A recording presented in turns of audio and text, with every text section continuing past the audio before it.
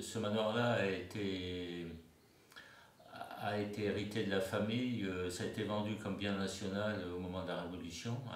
Et ça s'est transmis de père en fille ou de père en fils. Alors notre arrivée ici, c'est en 83, quand j'ai voulu m'installer paysan. Et donc la motivation pour venir ici, c'est pas le manoir, c'est la ferme. Donc il se trouve que l'installation s'est faite sur la ferme familiale, en association. Donc on est arrivé là en 83 à deux familles et on a partagé la maison en deux. Donc déjà on a commencé à faire des transformations dans cette maison pour que les deux familles puissent habiter dans la maison. Donc c'était pas forcément évident parce que la partie dans laquelle on a fait le gîte maintenant, c'était, Jean l'a connu comme étant Une porcherie. une porcherie, oui. Et puis les chambres étaient utilisées comme des greniers à grains. Un manoir était toujours une demeure seigneuriale avec tout un domaine autour du manoir, quoi. Et c'était un domaine agricole. Et ici, sur le Boîtier, on a un pigeonnier. Parce que en fait, le Boîtier, c'était un grand domaine à l'époque. Hein.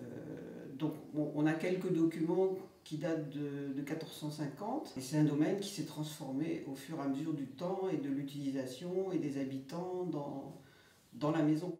Quand on est arrivé, les transformations, la restauration du manoir n'a pas été motivée par rapport au manoir, mais par rapport aux besoins économiques et techniques du moment. C'est-à-dire quand on est arrivé en 83, puisqu'on s'est associé, on était deux associés, il fallait trouver un logement pour l'associé, donc on a divisé ce qu'on appelle maintenant le manoir en deux parties habitables. Donc la restauration a été faite par rapport à ça. Donc on n'a pas du tout cherché à retrouver des anciennes portes ou des choses comme ça. Donc sur le plan architectural, on a fait des erreurs parce que c'était pas une préoccupation. Donc on a mis beaucoup de ciment, par exemple. Oui. Pour aller plus vite et plus économe. Économiquement, c'était plus facile. Oui. Quoi. Voilà. Et donc on a commencé par faire des transformations au niveau des façades, puisqu'on avait un enduit extérieur qui était maçonné en ciment. Et donc on a bénéficié d'une opération de restauration de maisons, de belles demeures. Et on a commencé à restaurer la façade, les enduits et la tour d'escalier qui était tronquée avec un toit coupé. Et même M. Boutry qui est né ici n'avait jamais vu la tour d'une autre façon, quoi. Donc on a commencé par ça d'abord.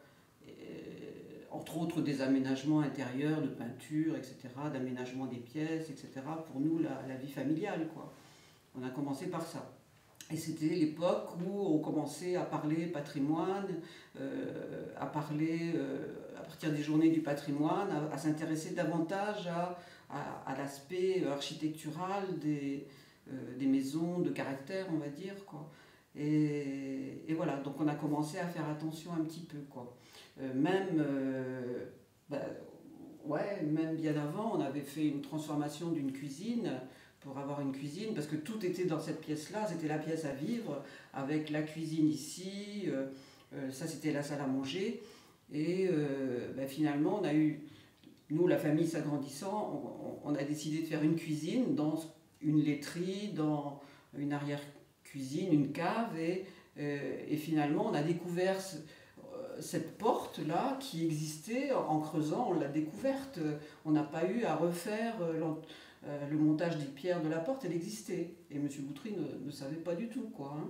Mais on a fait des erreurs dans la cuisine. On avait une belle porte voûtée en arrondi. Bon, il fallait aller vite, les maçons étaient là, on ne l'a pas gardé, quoi.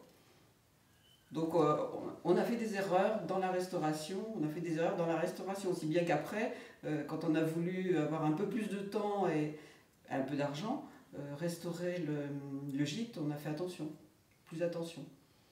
Et puis, c'est vrai qu'il y avait plus d'artisans qui travaillaient selon les méthodes de restauration du bâti traditionnelles.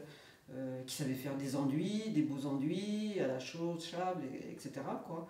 Donc voilà, ça a été toute une évolution qui se traduit par l'évolution aussi du territoire aussi, c'est la même chose dans d'autres bâtiments, quoi, dans d'autres bâtis. Quoi. Nous on appelle la maison, on n'appelle pas le manoir, hein, voilà, c'est notre maison. Hein, c'est l'évolution de la perception de tout ce bâti riche du Perche qui fait que on revient aux origines du manoir, lieu d'une exploitation agricole. C'est-à-dire qu'en tant que manoir, historiquement, quand on est arrivé ou quand j'étais jeune, c'était pas, on n'en avait pas conscience que c'était un manoir. Je pense pas même que c'était une grosse maison. Voilà. Comme il y en a quelques-unes autour, comme il y avait beaucoup de fermes qui ont disparu maintenant, où il y avait une grosse maison qui était un ancien manoir.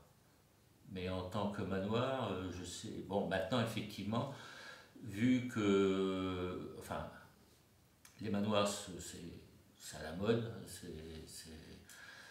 on en parle beaucoup. La perception est peut-être différente d'avant. Et c'est vrai qu'habiter une maison comme ça, c'est pas évident parce qu'il y a des transformations intérieures qui sont difficiles. On a des murs de 80-90 cm d'épaisseur. Voilà, pour les commodités, c'est pas toujours facile, les commodités sanitaires. C'est vrai que cette maison a toujours bougé au fur et à mesure de ses habitants et en fonction de ses nécessités.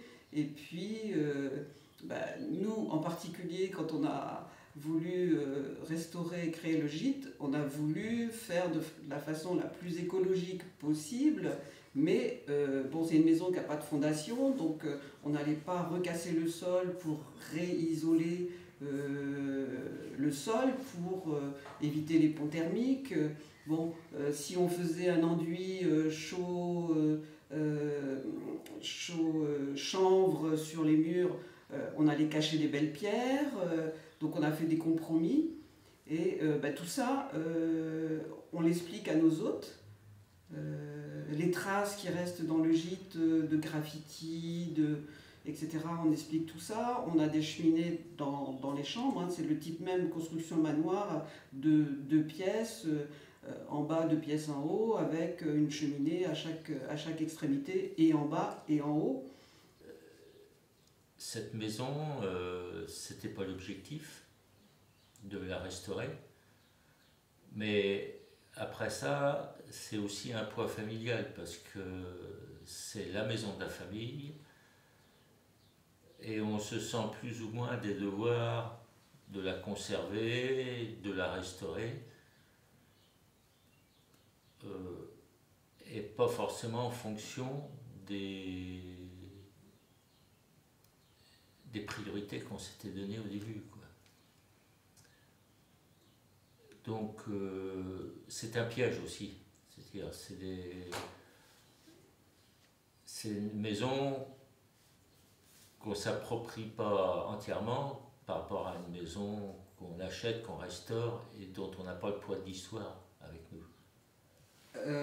Non, c'est une belle aventure et qui continue. Donc c'est une maison de famille, oui, c'est une maison de famille avec le poids de toute l'histoire d'une maison de famille. On a 2 enfants, on a 2 filles qui sont très attachées à la maison. Mais bon, à l'avenir, on ne sait pas ce qui va se passer. On essaye de la faire vivre encore, on essaye de faire des choses. On va accueillir à l'automne, on va accueillir le festival rock du bruit dans les longères, au Boîtier. On a accueilli la fête de la bio dans les années 2008, on a eu 5000 personnes, on a eu Albert Jacquard qui est venu là, voilà. On essaye de faire des choses comme ça en dehors, et puis l'accueil des touristes, l'accueil des hôtes. Dans notre démarche, on a le label Accueil Parc. On veut vraiment que les gens qui viennent chez nous se rendent compte de la qualité du Perche, de la qualité de ses habitants, de la dynamique, et participer à cette dynamique.